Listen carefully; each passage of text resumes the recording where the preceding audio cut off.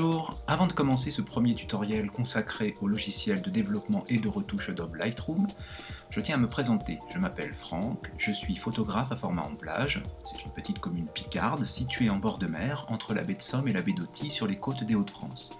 Si vous ne connaissez pas cette région, je vous invite à la visiter en toute saison car c'est un enchantement. Je pourrais même vous accueillir pour un stage photo en baie d'Authie. Alors pour tout savoir sur les stages, rendez-vous sur mon site web en cliquant sur le lien qui s'affiche sur cette vidéo. Dans ce premier tutoriel, je vais vous faire une présentation succincte de l'interface. Notez que j'utilise la version CC de Lightroom sur macOS 10. Aussi, si vous utilisez une version antérieure, je vous invite soit à faire une mise à jour, soit à télécharger une version d'évaluation en cliquant sur le lien qui s'affiche sur la vidéo. Au fil des tutoriels qui suivront, vous apprendrez à améliorer le rendu de vos photographies. Je vous expliquerai comment leur donner plus de luminosité, de couleur, d'éclat et de contraste. Vous apprendrez à les recadrer, à y supprimer des éléments gênants tels que des taches et des poussières. Enfin, je terminerai par des tutoriels un peu plus pointus qui vous expliqueront comment sublimer vos images grâce à des techniques professionnelles. Ces derniers tutoriels seront l'occasion d'effectuer une bonne transition vers la série de tutoriels consacrés au logiciel de retouche Photoshop. Je pense que vous êtes prêts, c'est parti. Commençons par le module bibliothèque. Tout d'abord, je vais vous montrer comment importer rapidement quelques photographies. Cliquez sur le bouton situé en bas à gauche, Importer.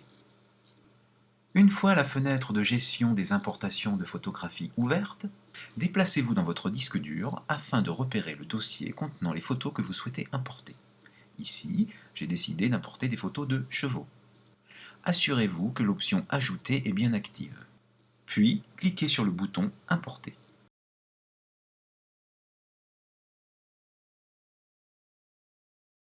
Le module bibliothèque vous permet d'afficher, de trier, de gérer, d'organiser, de comparer et de noter les photos de votre catalogue.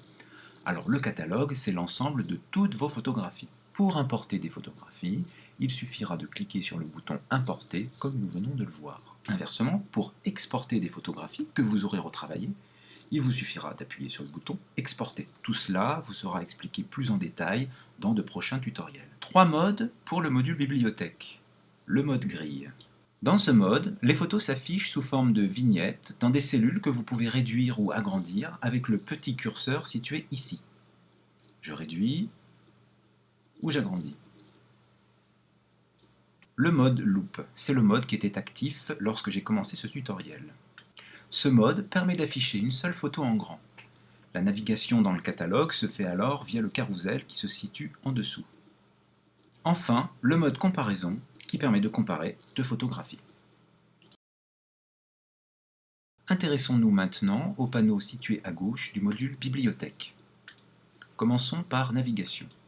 Navigation permet de se déplacer simplement dans l'image lorsque celle-ci est agrandie. Par exemple, j'agrandis l'image de 200% et grâce à navigation, je peux me déplacer très simplement dans l'image. Les 3 panneaux suivants, catalogue, dossier et collection, vont vous permettre de parcourir et de gérer les dossiers contenant les photos. En effet, avec dossier, vous pouvez parcourir tous les dossiers des précédentes importations photos.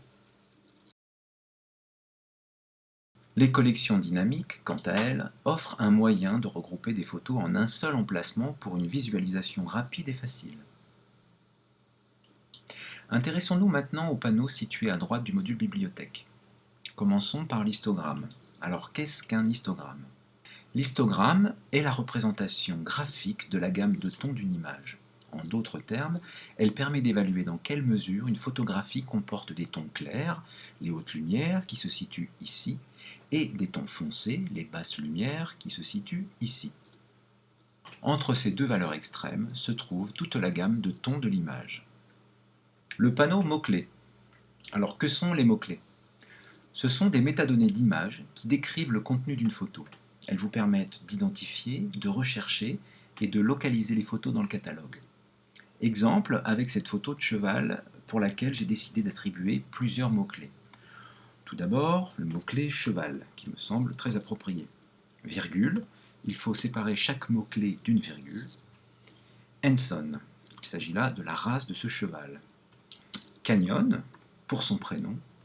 Et enfin, lever du jour, pour le moment de la prise de vue. Voilà, notre image contient à présent les mots-clés cheval, Henson, canyon et lever du jour. La preuve, lorsque je vais déployer la liste des mots-clés, je retrouve bien les mots-clés canyon, cheval, Henson, lever du jour. Deuxième exemple avec cette photo de cheval à laquelle je vais attribuer des mots-clés. Pour commencer, je vais rester dans la liste des mots-clés et me servir des mots-clés que nous venons de créer. Et je vais ajouter à cette photo le mot-clé cheval, ainsi que le mot-clé Henson, car il s'agit toujours d'un cheval de race Henson.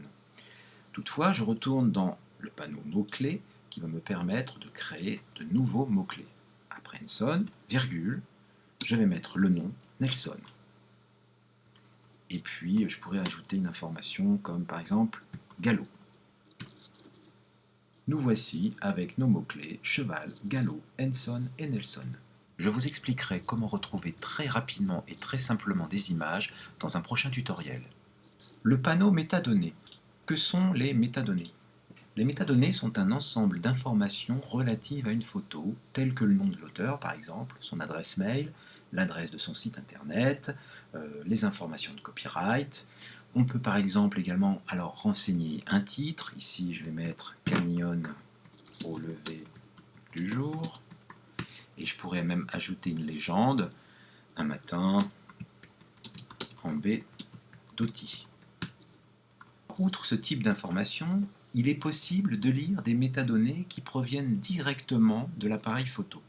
Je vais prendre en exemple cette photographie non retravaillée, brute, qui provient de mon EOS 5D. Je descends tout en bas du panneau métadonnées et je vois différentes informations telles que l'heure de capture, c'est-à-dire l'heure de prise de vue, la date de capture, la dimension de la photographie, les informations d'exposition, j'ai travaillé au centième de seconde, au diaphragme de 8, j'avais une distance focale, donc un objectif de 40 mm, etc., etc. Donc toutes ces informations sont vraiment très très utiles.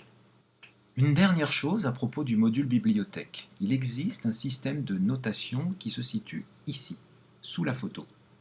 Il permet tout simplement d'attribuer une note qui va de 1 à 5 à une photographie. Donc là, sur cette photo, par exemple, j'avais attribué une note de 2.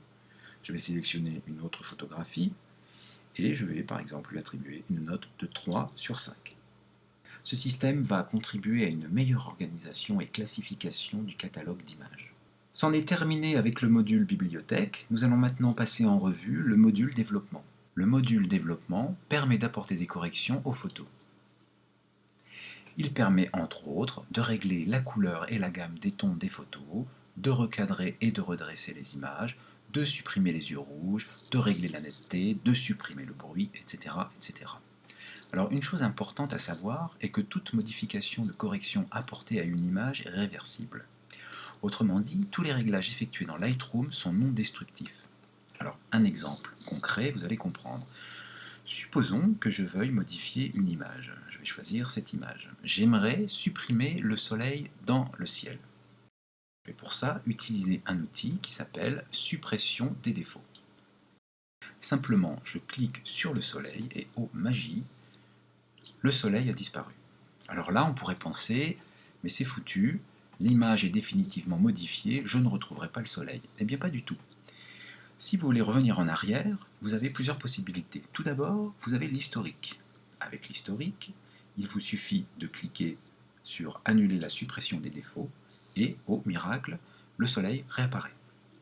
Autre solution pour revenir en arrière sans utiliser l'historique, c'est de sélectionner donc l'outil suppression de défauts, de sélectionner l'endroit où l'on a apporté une modification et de supprimer le tout avec la touche supprime du clavier, comme ceci. Et on voit que le soleil réapparaît dans le ciel. Intéressons-nous au panneau qui se situe à gauche du module développement. Nous retrouvons navigation, comme dans le module bibliothèque, suivi du panneau paramètres prédéfinis, que l'on peut également appeler presets en anglais. Qu'est-ce qu'un preset?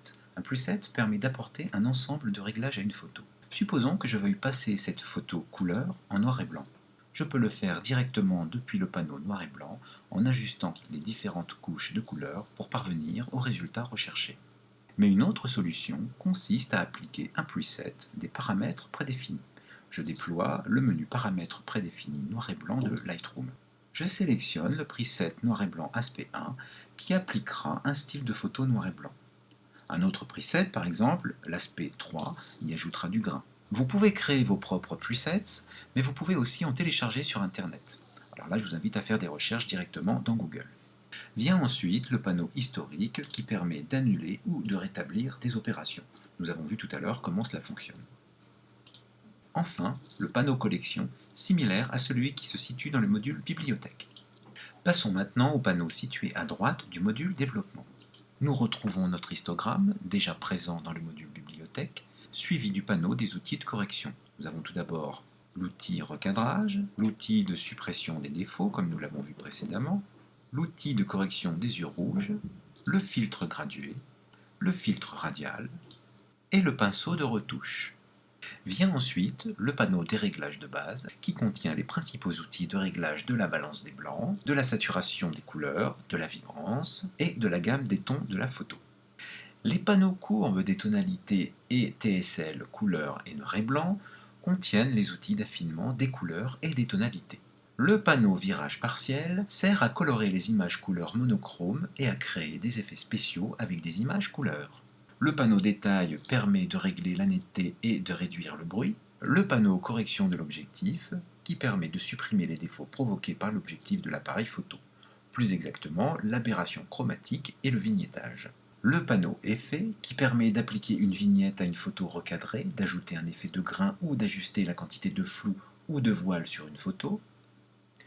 Et enfin, le panneau étalonnage de l'appareil photo qui permet d'apporter des modifications aux paramètres d'étalonnage par défaut de votre appareil photo. Je ne m'attarderai pas sur les modules carte, livre, diaporama et web, pour la simple raison que je ne les utilise pas. Vous pouvez faire des recherches sur Internet afin de trouver d'autres tutoriels. Le module impression sert tout simplement à préparer vos fichiers en vue de les imprimer sur du papier photo. Nous y reviendrons dans un prochain tutoriel. Voilà, c'en est fini pour cette présentation succincte de l'interface de Lightroom. J'espère que ce premier tutoriel vous a plu et qu'il vous donnera envie de suivre les prochains. Alors, n'hésitez pas à laisser vos commentaires, vous êtes les bienvenus. En attendant de vous retrouver dans un prochain tutoriel, je vous dis bis à l'œil et à bientôt.